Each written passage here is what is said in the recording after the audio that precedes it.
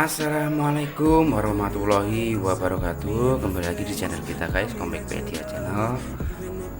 Komik yang berisi tentang pembahasan tentang komik, unboxing, video, ataupun tentang review singkat dari beberapa komik yang pernah saya baca.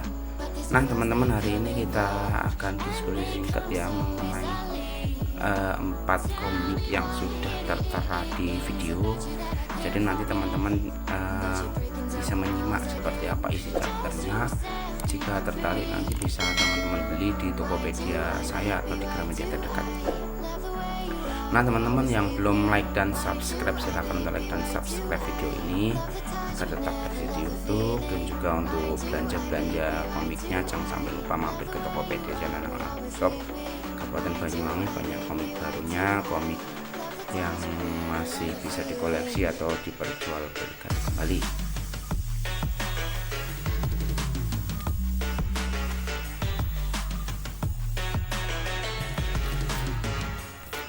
Nah teman-teman, yang pertama kita ada Tokyo Revenger.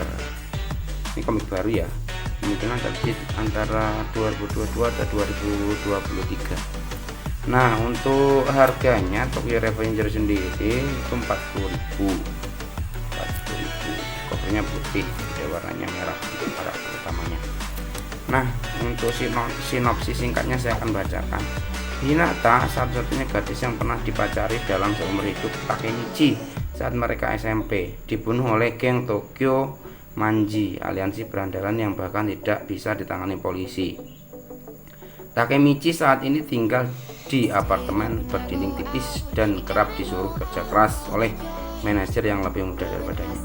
Dipicu oleh kematian sang mantan pacar, Takemichi, mantan berandalan yang masa kejayanya sampai masa SMP, melintasi waktu ke masa SMP 12 tahun lalu, semua demi menyelamatkan Hinata dan mengubah hidupnya yang selalu jadi tukang kabur. Takemichi akan balas dendam kepada geng Tokyo Manji yang paling kecil seantero Kanto. Ini nomor 1 ya. Dan isi chapternya sebagai berikut. Tokyo Revenger Chapter 1 volume 1 terbit pertama kali tahun 2008 ya di Indonesia ya. Untuk chapter 1 yang berjudul Reborn, Takemichi pertama kali ditampilkan bermalas-malasan di depan TV di dalam apartemennya yang berantakan dan kumuh sambil makan keripik ketika dia tiba-tiba mendengar berita tentang perselisihan geng yang melibatkan geng Tokyo Manji yang mengakibatkan kematian Naoto Tachibana dan Hinata Tachibana. Dia tiba-tiba teringat bahwa Hinata adalah satu-satunya gadis yang pernah dia kencani selama 26 tahun hidupnya. Tetangganya kesal dengan suara bising yang dikeluarkan TV dan memintanya untuk menurunkannya. Naoto berhipotesis kepada Takemichi bahwa kemampuannya adalah kekuatan untuk kembali tepat 12 tahun dari masa sekarang ke masa lalu. Takemichi secara internal berkomentar tentang kurangnya akal sehat yang ditunjukkan Naoto. Naoto menghabiskan waktu 2 hari untuk menjelajahi informasi Takemichi tentang geng Tokyo Manji di rumahnya. Artinya sekarang tanggal 6 Juli 2017. Itu untuk chapter 2 ya. Sekarang kita ke chapter 3 yang berjudul Resolve. Saat berhadapan dengan Kiyomasa, Takemichi memahami bahwa dia perlu dibebaskan dari perbudakan agar mendapat kesempatan bertemu petinggi Toman. Kiyomasa memperingatkan Takemichi untuk tidak menyesali keputusannya dan segera menindaklanjutinya dengan pukulan ke arah perut.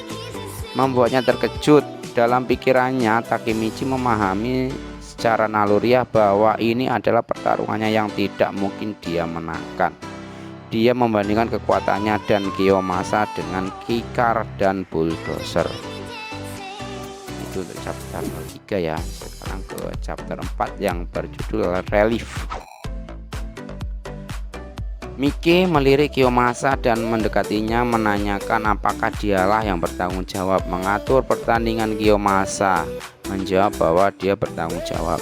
Mendengar hal tersebut, Mike kemudian mendaratkan tendangan depan ke arah Kiyomasa dan mulai meninju wajahnya hingga menyebabkan Kiyomasa kehilangan kesadaran dan terjatuh ke tanah.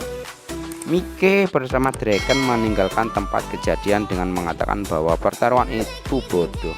Draken sebaliknya memberitahu yang lain untuk tidak merusak reputasi Toman. Mike kemudian mengucapkan selamat tinggal pada Takemichi. Chapter 5 yang berjudul Revolve. Yamagishi terlihat memberitahu Makoto bahwa Takemichi telah diculik oleh Mike ketika Hina sengaja mendengar dan bertemu dengan mereka. Dia kemudian pergi mencari Takemichi dan berjalan menuju Mike dan menamparnya. Hina kemudian menyeret Takemichi menjauh dari mereka dan mengatakan kepadanya bahwa dia tidak boleh membiarkan orang-orang itu mendorongnya dengan mengatakan dia akan melindunginya. Takemichi menyadari tangan Hina gemetar. Draken kemudian menghentikan Hina, mengatakan dia akan mati dan jangan bercinta dengannya karena mengira dia bisa memukul seseorang dan pergi begitu saja.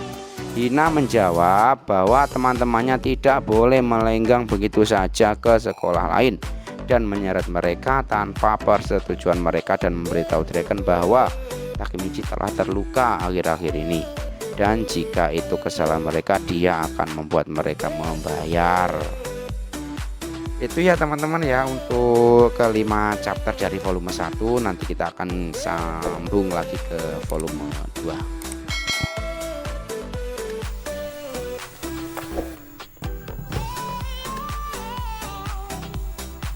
Ini nomor 2 ya teman-teman ya. Covernya berwarna putih dominan hijau. Harganya 45.000. Oh maaf, harganya 40.000. Isi sinopsis singkatnya, Takemichi, pria tidak berguna, mantan berandalan melintasi waktu ke masa SMP 12 tahun lalu demi menyelamatkan mantan pacarnya yang amat disayanginya, Hinata. Hinata tewas diburu geng Tokyo Manji yang keji. Takemichi yang menarik perhatian ketuanya, Mike, lantas bergabung dengan Toman. Saat kembali ke masa kini, sahabat lamanya yaitu Akun ternyata telah menjadi petinggi Toman. Dan isi chapternya sebagai berikut. Nah lanjut ya teman-teman ya, kita ke volume 2. Di volume 2 ini nanti kita akan mulai dari chapter 6 yang berjudul Return atau kembali. Sekelompok pelajar terlihat ngobrol dengan lantang dan memonopoli kursi di dalam kereta. Hina mendekati mereka dan memberitahu untuk tidak memonopoli kursi karena tidak apa-apa jika ada ruang, dan kemudian menunjukkan bahwa ada seorang wanita tua berdiri dengan ramah meminta kelompok tersebut untuk memberikan uang.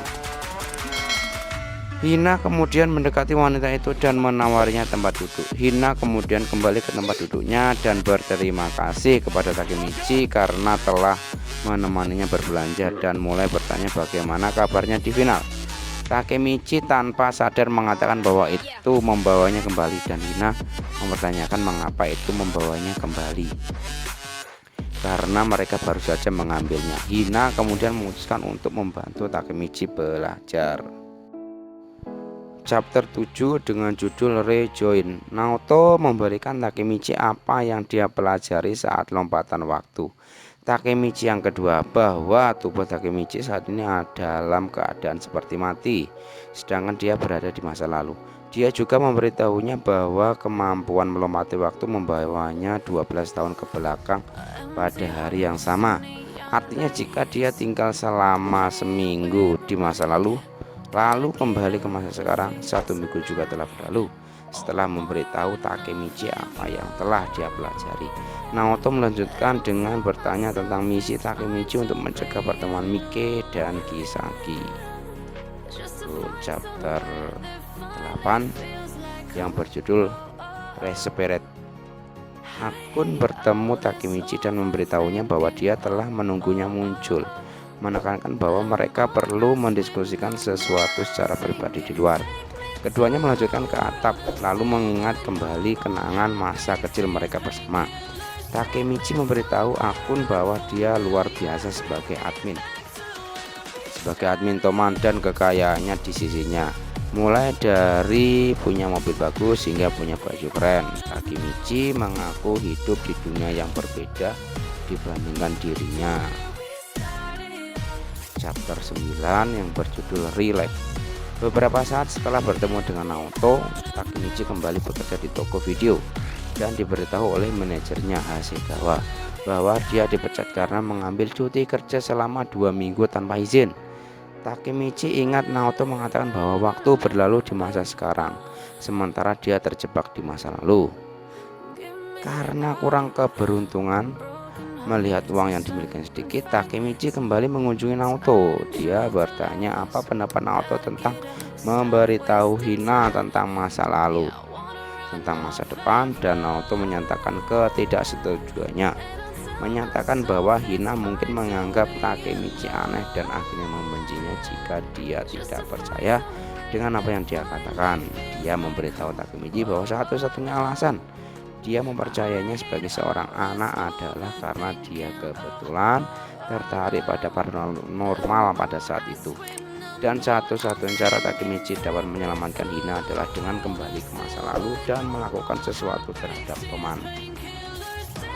Lanjut ke chapter 10 yang berjudul Reply. Seorang gadis yang membangkangi Takemichi hanya dengan pakaian dalam di tempat karaoke memberitahu Takemichi bahwa tidak ada ciuman, membuat dia bertanya-tanya apa yang boleh dia lakukan ketika dia bangun untuk menerima panggilan telepon dari meja depan dan meminta pergantian waktu mereka kisah.